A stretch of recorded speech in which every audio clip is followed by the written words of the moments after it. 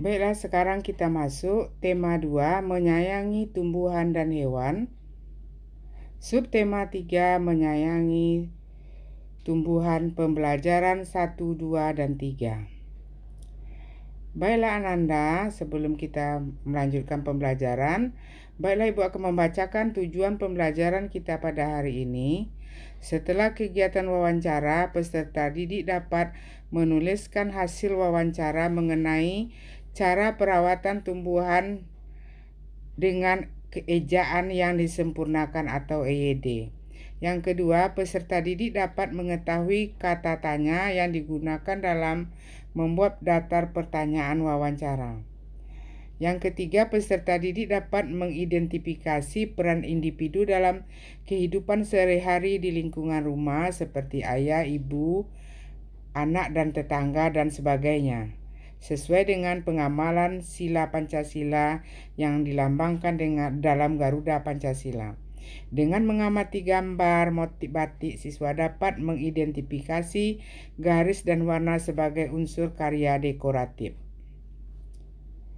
Kita harus saling menyayangi sesama manusia ya Ananda. Selain itu kita juga harus menyayangi tumbuhan. Tumbuhan telah memberikan banyak manfaat kepada manusia. Perbuatan menyayangi tumbuhan merupakan salah satu bentuk syukur kita kepada Tuhan. Apa yang harus kita lakukan untuk menjaga kelangsungan hidup tumbuhan Ananda? Ya, apa saja Ananda? Untuk menjaga kelangsungan hidup tumbuhan perlu adanya perawatan dan pelestarian tumbuhan. Jika kita ingin mengetahui perawatan suatu tanaman, kita harus bertanya kepada orang yang memahaminya. Salah satu caranya dapat kita lakukan dengan wawancara. Apa itu wawancara Ananda? Iya, wawancara adalah kegiatan tanya jawab yang dilakukan untuk mendapatkan informasi atau pendapat mengenai suatu hal. Kegiatan wawancara itu dilakukan oleh pewawancara dan narasumber. Kegiatan ini biasanya melibatkan 2 orang atau lebih. Apa yang maksud dengan pewawancara Ananda? Pewawancara adalah orang yang mewawancarai narasumber. Narasumber adalah orang yang menyampaikan informasi pada saat berwawancara. Jadi Ananda, narasumber itu adalah orang yang memberikan informasi pada saat wawancara dilakukan. Sementara pewawancara adalah orang yang mewawancarai atau menanyakan tentang sesuatu hal kepada narasumber. Jadi sebelum melakukan wawancara, pewawancara sebaiknya mempersiapkan. Kita harus mempersiapkan Ananda. Yang pertama adalah menentukan tema. Apa itu tema? Ide pokok yang menjadi inti dari wawancara tersebut. Yang kedua adalah menentukan narasumber. Yang ketiga adalah menulis daftar pertanyaan. Kata tanya yang kita gunakan dalam membuat pertanyaan yang pertama adalah kata tanya siapa. Kita gunakan untuk menanyakan nama orang atau jabatan atau pekerjaannya. Yang kedua, apa digunakan untuk menanyakan penjelasan mengenai tentang sesuatu hal. Yang ketiga, di mana digunakan untuk menanyakan tempat. Yang keempat, kapan digunakan untuk menanyakan waktu. Yang kelima, bagaimana digunakan untuk menanyakan cara atau proses penjelasan ciri-ciri atau sifat tokoh. Yang keenam, mengapa digunakan untuk menanyakan alasan atau sebab.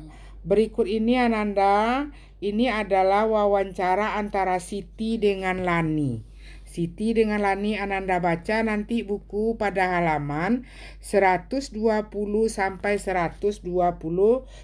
Ananda baca nanti di buku paket pada halaman 120 sampai 121, yaitu cara membuat dan merawat tanaman, membuat dan merawat tanaman gantung ya Ananda.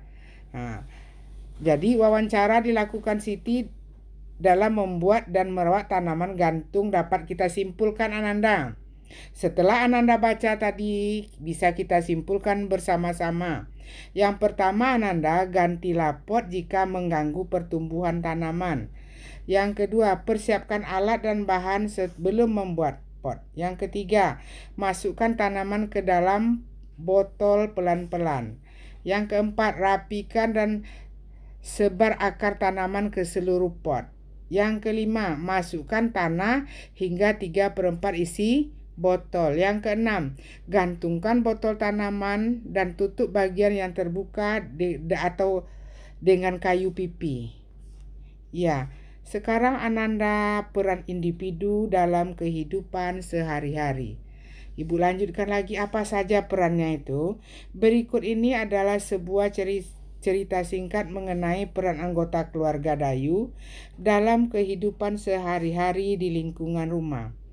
Sebelumnya, marilah kita Ananda bahas pengertian hak dan kewajiban. Jadi Ananda, sebelum kita mempelajari peran individu dalam kehidupan sehari-hari di lingkungan rumah, marilah kita perhatikan dulu Ananda, Ibu jelaskan apa itu hak dan apa itu kewajiban.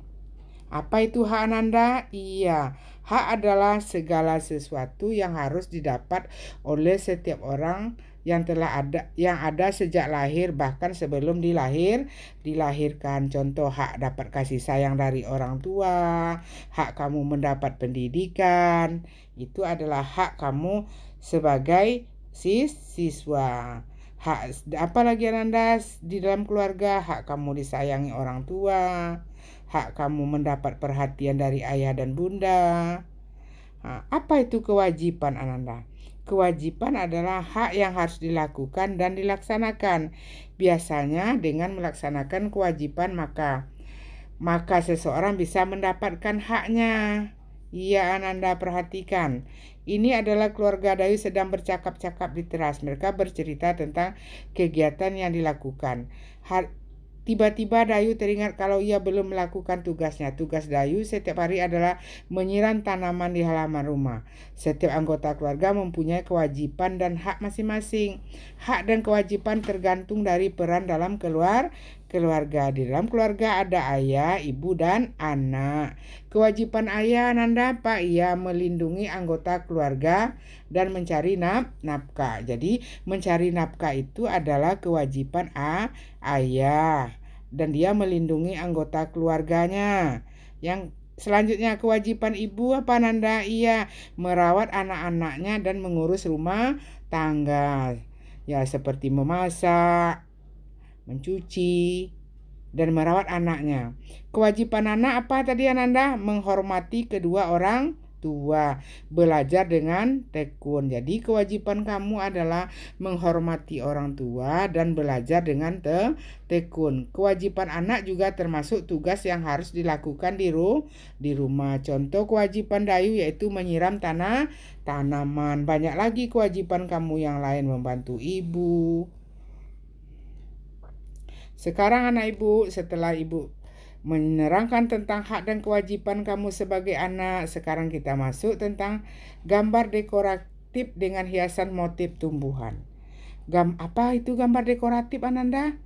Iya, gambar dekoratif adalah gambar dengan hias dengan wujudnya rata dan umumnya juga tidak mirip dengan bentuk yang sebenarnya karena sudah digayakan. Perhatikan gambar anak ibu. Siti sedang membantu ibu merapikan lemari baju. Di lemari ada beberapa kain batik milik ibu. Siti memperhatikan motif yang ada pada kain batik. Ada bermacam-macam motif daun, bunga, dan lain-lain. Siti sangat tertarik dengan motif daun dan bunga. Setelah membantu ibu, Siti menggambar hiasan dengan motif tumbuhan.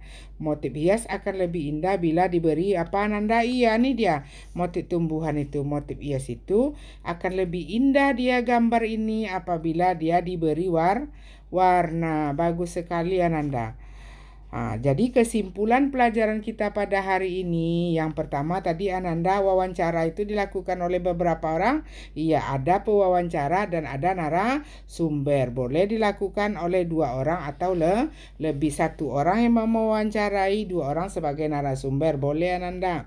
Yang kedua, orang yang kita wawancarai disebut dia narasumber. Iya, sebelum kita melakukan wawancara tadi apa Ananda?